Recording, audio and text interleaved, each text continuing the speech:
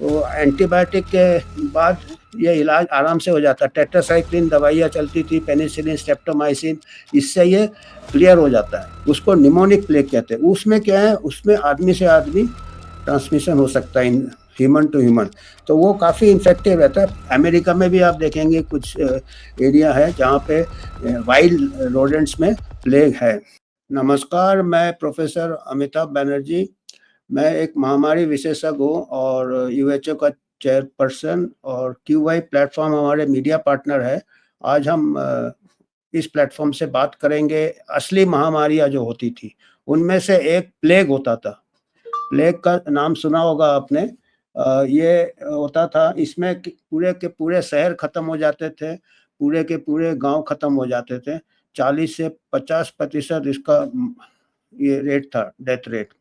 इंसान इसमें ये हो जाते थे, डेथ हो जाता था इनका। तो ये महामारी दिमाग में लोगों का बैठा हुआ है, और ये ये इरेडिकेट नहीं कर सकते। ये दुनिया से प्लेग का जो एक बैसिलस से होता है, एक बैक्टीरिया से होता है, यर्सिनिया पेस्टिस कहते हैं। और ये कै में होते हैं, ये चूहे में होते हैं, जो जंगली चूहे होते हैं वाइल्ड लाइफ में। 2 टाइप के चूहे होते हैं, एक टाटा टाट कई टाइप के नाम होते हैं। टाटारा इंडिका है जो जंगल में होते हैं, बड़े-बड़े चूहे।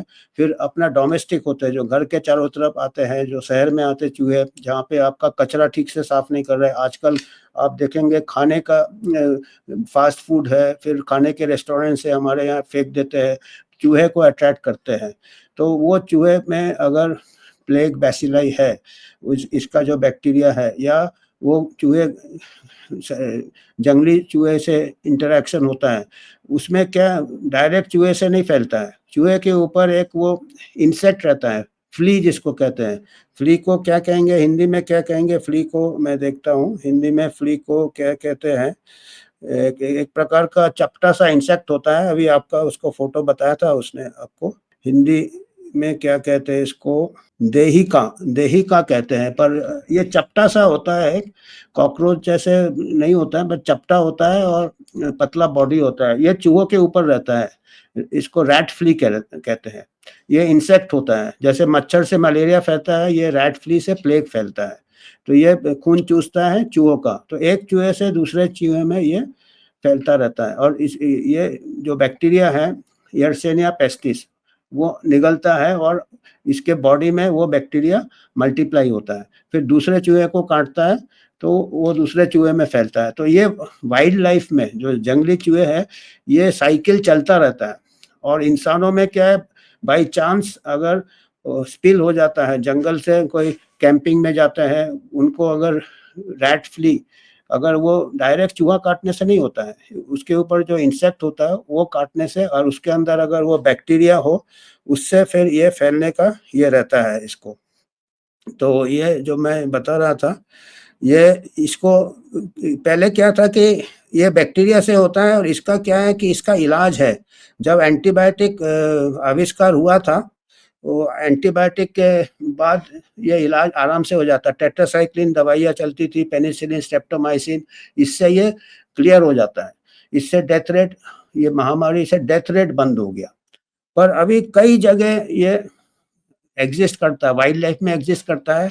और आपको हैरानगी होगा कि हर साल अमेरिका में कुछ प्लेग केसेज़ होते हैं, क्योंकि उन लोग कैंपिंग में जाते हैं, बाहर जाते हैं, एडवेंचरस टाइप के हैं, जंगल में जाते हैं, वहाँ पे रहते हैं जो लोग ट्रैकिंग करते हैं या करते हैं। रैट फ्ली जो है, वो जो इंसेक्ट होता है, जो चूहे चूहे से जो उसका ट्रांसमिशन आदमियों में भी कभी-कभी हो जाता है। और आदमी से आदमी कैसे फैलता है? अगर आपके वो रैट फ्ली से ही फैलेगा, आदमी से आदमी। आदमी में 3 टाइप के होते हैं प्लेग। एक तो होता है जब इन्फेक्ट होता है वो रैट फ्ली काटने से, तो लोकल लोकल ये होता है, जो आपके लिम्फ नोड्स होते हैं, गिल्टिया हो जाती है, उसको बिबोनिक प्लेग कहते हैं। जहाँ-जहाँ आपके लिम्फ नोड्स होते हैं ना, जहाँ पे अपने को कहीं चोट लगता है, घाव होता है, तो आपका जैसे जाँघ में ये हो जाएगा, या ये इसके नीचे आपका, या इधर लिम्फ नोड जो होते हैं, ये बड़े हो जाते हैं। और ये इसमें पस बढ़ जाते हैं और इससे अगर पूरे शरीर में फैल जाता है उसको सेप्टिसेमिक प्लेग कहते हैं। एक होता है बिबोनिक प्लेग जो कि ग्लैंड्स में ही हमारे अटके रहते हैं, लिम्फ ग्लैंड्स में।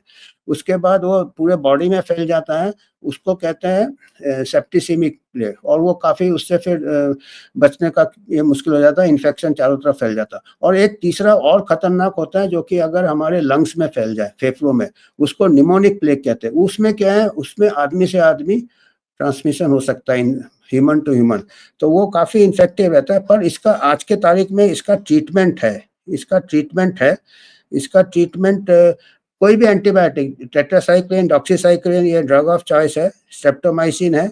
तो इसका आसानी से शुरू में अगर आप ये करेंगे तो इसका ट्रीटमेंट है। कैसे पता चलेगा प्लेग आउटब्रेक आने वाला है? चूहे अगर मरने लगे आपके चारों तरफ, आपके शहर में, इसमें, क्योंकि पहले चूहे को होता है, चूहे को अगर प्लेग, जो महामारी पहले चूहों में फैलता है, जानवर में, चूहों में फैलता है। अगर ज़्यादा चूहे मरने लगे तो मरे चूहे से वो जो इंसेक्ट्स होते हैं, जो रैट फ्ली होते हैं, वो निकल जाते हैं, निकल के फिर आदमी को काटते हैं। घरों के चारों तरफ आपके चूहे मरे हैं तो उसमें से जो मरे चूहे से वो जो रैट फ्ली है वो छोड़ देता है उसका बॉडी, और फिर आदमी का अगर कांटेक्ट में आ जाए तो आदमी को काटता है, तो उससे फिर वो बैक्टीरिया आदमी। और इसका अगर आपको देखेंगे चूहे मर रहे हैं और आपका चूहे अट्रैक्ट हो रहे हैं जहाँ पे आपका हाइजीन सैनिटेशन खराब है, ऐसा हालत अभी कब हुआ था? इसका ऐतिहासिक ये क्या है इसका? प्लेग पहले मैंने कहा कि आपके पूरे के पूरे शहर खत्म कर देते थे, और ये प्लेग आपका पहले 3 बड़े-बड़े महामारी हुए थे पूरे दुनिया में, जबकि एंटीबायोटिक नहीं था। और ये 6th सेंचुरी से इसके आउटब्रेक्स हो रहे हैं, और इसके आउटब्रेक से फिर 6th सेंचुरी में इसके आउटब्रेक हुए। एस्टिमेटेड 40 मिलियन लोग मर गए थे मेडिटेरियन बेसिन में। मेडिटेरियन बेसिन यूरोप, फ्रांस, उसके पास जो है, वहाँ करीब 6th सेंचुरी में। उसके बाद ये हुआ था सेकेंड पैंडेमिक, बड़ा पैंडेमिक सेंट्रल एशिया में हुआ था। ये हुआ था क्रीमियन, अभी के जो यूक्रेन है, रशिया, वहाँ पे सेकेंड पैंडेमिक हुआ था। उसके बाद तीसरा पैंडेमिक हुआ था, मॉडर्न पैंडेमिक, चाइना में चालू हुआ था और 1850s 1900 तक चला था। और प्लेग तो काफ़ी होता था, आपको मालूम होगा हमारे इंडिया में भी इंडिपेंडेंस के पहले हुआ था प्लेग, गांधी जी ने भी काफ़ी काम किया था शायद प्लेग में। और ये कहाँ पे, जहाँ-जहाँ ट्रेड होता, जहाँ-जहाँ जहाज जाते थे, जहाज में चूहे जाते थे, तो ये पूरे ये सब एरिया है जहाँ अभी भी एंडेमिक है। अफ्रीका, एशिया, अमेरिका में भी आप देखेंगे कुछ एरिया है जहाँ पे वाइल्ड रोडेंट्स में प्लेग है। तो ये क्या है कि ये हमेशा माइंड में है कि कभी भी प्लेग अगर हमारा सफाई नहीं होगा, हाइजीन सैनिटेशन ठीक नहीं होगा, चूहे आएंगे, या ये जो क्वारंटाइन वर्ड अभी आप इस्तेमाल करते हो महामारी में, ये प्लेग से चालू हुआ था। जो जहाज में कोई प्लेग का मरीज होता था उस जहाज को 40 दिन बाहर रखते थे, अंदर नहीं आने देते थे, पोर्ट में नहीं आने देते थे। 40 दिन का टाइम रखते थे, जो कि इसमें कोई इन्फेक्शन नहीं आए, अगर जिसको इन्फेक्टेड है उसका अंदर नहीं आने देते थे। तो वो क्वारंटाइन वर्ड अभी उससे चालू, क्वार्टर से, क्वार्टर मीन्स 40 या कुछ होता है, 40 डेज ग्रीक से, तो इसको क्वारंटाइन वर्ड इससे आया। ये अभी मैं इसलिए क्यों बात कर रहा हूँ कि अभी आप देखेंगे रोज कोई पुरानी बीमारियों को फिर से ये आ रहे हैं। तो प्लेग के केसेस क्या, अभी सबसे रिसेंट क्या हुआ था, मैं इसलिए ये एक बहुत आश्चर्यजनक बात है। अभी इसके बारे में इतने दिनों से ये कम होते हैं केसेस, तो आजकल के कई डॉक्टर हैं कि उनको मालूम ही नहीं होगा प्लेग कैसे होता है। ये मैंने बता दिया कि एक बैक्टीरिया से होता है, बैक्टीरिया चूहों में होता है, वाइल्ड चूहे से डोमेस्टिक चूहे में आता है, फिर उसमें जो एक इंसेक्ट रहता है उसके ऊपर, जिसको रैट फ्ली कहते हैं, वो काटता है चूहे को, चूहे के बीच में ही चलता रहता है वो, अगर चूहे मर जाए फिर वो इंसान को काटता है तो इंसान में फैलता है, और फिर अगर लंग्स में पहुंच जाए तो दूसरे निमोनिक प्लेग, उसका काफ़ी हाई मोर्टेलिटी रहता है। 2000 में हिमाचल में शायद हुआ था कहीं, और एक सूरत में हुआ था 1994 में। इसलिए मैं कह रहा हूँ कि 1994 में प्लेग आउटब्रेक हुआ था सूरत में, काफ़ी गंदगी फैल गया था सूरत में, काफ़ी म्यूनसिपल कॉरपोरेशन ठीक से काम नहीं कर रहा था, चूहे, फिर काफ़ी माइग्रेंट लेबर जाते हैं, तो वहाँ पे प्लेग फैला था। और वहाँ पे क्या है, डॉक्टर्स जो थे सूरत के, ये अभी बहुत ही शर्म वाली बात है, उन्होंने जो प्रैक्टिशनर्स थे और वो प्लेग प्लेग करके चिल्लाने लगे जैसे कि आग लग गया हो।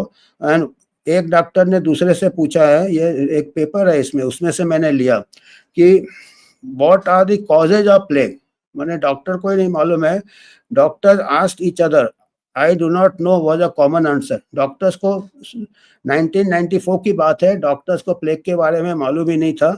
सम सेड कि there was plague in the last century and thousands of people died in no time.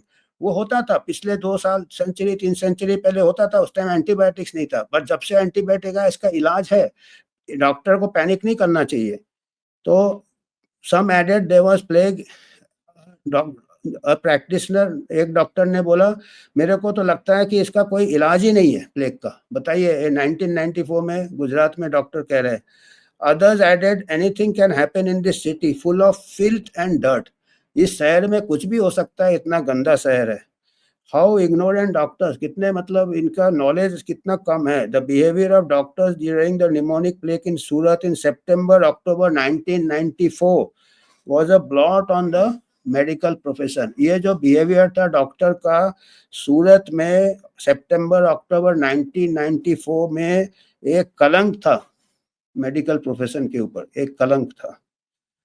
Good treatment and management depends upon adequate knowledge. Treatment और मैनेजमेंट, जब आपका नॉलेज नहीं होगा, डॉक्टर कहीं छोड़ के भाग गए थे शहर, आप सोचो यार। अभी ट्रेनिंग नहीं हो रहा है डॉक्टर्स का ठीक से। और अभी तो सबसे चिंता वाली बात हमको लगता है कि जब महामारी हुआ था कोविड का, 2 साल मेडिकल कॉलेज बंद कर दिया। मेडिकल कॉलेज बंद कर दिया, मेडिकल स्टूडेंट डॉक्टर बनने वाले हैं वो अपने घर चले गए, ऑनलाइन पढ़ाई करते थे। ऑनलाइन कोई मरीज देख सकता है, ऑनलाइन क्या सीखेगा वो। डॉक्टर 2 साल अगर बंद किया, 2 साल कोर्स को एक्सटेंड करना था। अभी अगर कल वॉर हो जाता है, क्या आप एनडीए या मिलिट्री ट्रेनिंग इंस्टीट्यूट बंद कर दोगे? इंडियन मेडिकल मिलिट्री एकेडमी बंद कर दोगे क्या लड़ाई होता है तो? आप कहते हो हम वॉरियर है, डॉक्टर वॉरियर मैदान छोड़ के नहीं भागता है। ये 1994 में, तब तो शायद अभी तो स्टैंडर्ड और डाउन हो गया होगा मेडिकल एजुकेशन का। 1994 का दुख के साथ मेरे को कहना पड़ रहा है। मैं मेडिकल टीचिंग में हूँ 30 साल से, तो मैं देख रहा हूँ कि आजकल थियोरेटिकल नॉलेज ज़्यादा है। बीमारी का नाम सुन के डॉक्टर भाग रहे हैं, 1994 में भाग रहे हैं, अभी तो उनको भगा दिया आपने। 2 साल मेडिकल कॉलेज टीचिंग बंद कर दिया। महामारी ऐसा था कि जो मेडिकल स्टूडेंट्स का जो एज है, उस एज में तो उनको कोविड से कुछ इम्पैक्ट ही नहीं हुआ। एल्डरली को इफेक्ट हुआ, कोमोर्बिडिटी वाले को इफेक्ट हुआ। मेडिकल स्टूडेंट को घर भेजा, मतलब ये जो मेडिकल स्टूडेंट्स बने हैं वो जिंदगी भर डरेंगे बीमारी से कि भाई ये तो, क्योंकि उनको याद रहेगा कि हमारा कॉलेज भी बंद कर दिया था। जबकि प्लेग में तो भागेंगे, कोविड का तो डेथ रेट प्लेग से बहुत कम है। प्लेग में 30-40% उस टाइम होता था जब एंटीबायोटिक नहीं था, अभी 100% क्योर हो जाता है। अगर डॉक्टर डायग्नोज नहीं कर पाएंगे, भागेंगे। इसीलिए मैंने आज प्लेग के बात किया कि कुछ तो मालूम होना चाहिए, मुद्दा मालूम होना चाहिए कि चूहे मर रहे हैं, चूहे से फिर रैट फ्ली। और पहले चूहे नहीं मारना चाहिए। अगर प्लेग आउटब्रेक होता है तो चूहे मारने की दवाई पहले नहीं इस्तेमाल करना चाहिए। चूहे मर जाएंगे तो वो इंसेक्ट उसका बॉडी छोड़ के आदमी के ऊपर जंप करेगा। पहले इंसेक्टिसाइड स्प्रे करना चाहिए। पहले डीडीटी होता था, आजकल दूसरे जो भी, पहले इंसेक्टिसाइड स्प्रे करना चाहिए, बाद में चूहे मारना। सबसे अच्छी ये बात है, हाइजीन सैनिटेशन हर शहर का अच्छा होना चाहिए। अगर हाइजीन सैनिटेशन गंदा होगा हर शहर का, तो आपका प्लेग का महामारी कभी भी चालू हो सकता है। और घबराने वाली बात नहीं है, इलाज है प्लेग का, एंटीबायोटिक्स है। अभी देखिएगा पीने का पानी अच्छा नहीं है कई जगह। पूना में आउटब्रेक चल रहा है गिलेनबारी का, जो कि डस्ट से होता है, उससे बैक्टीरिया आता है जेजुनी। अभी आपका इससे पानी अच्छा नहीं है, हाइजीन सैनिटेशन अच्छा नहीं है, तो प्लेग का महामारी भी हो सकता है। पर केसेस हो सकते हैं, पर महामारी होना नहीं चाहिए। क्योंकि अगर डॉक्टर सतर्क रहेंगे, इलाज कर लेंगे, डायग्नोस कर लेंगे और एंटीबायोटिक से इलाज हो जाता है। ये मेरे को ये मैसेज देना था। धन्यवाद।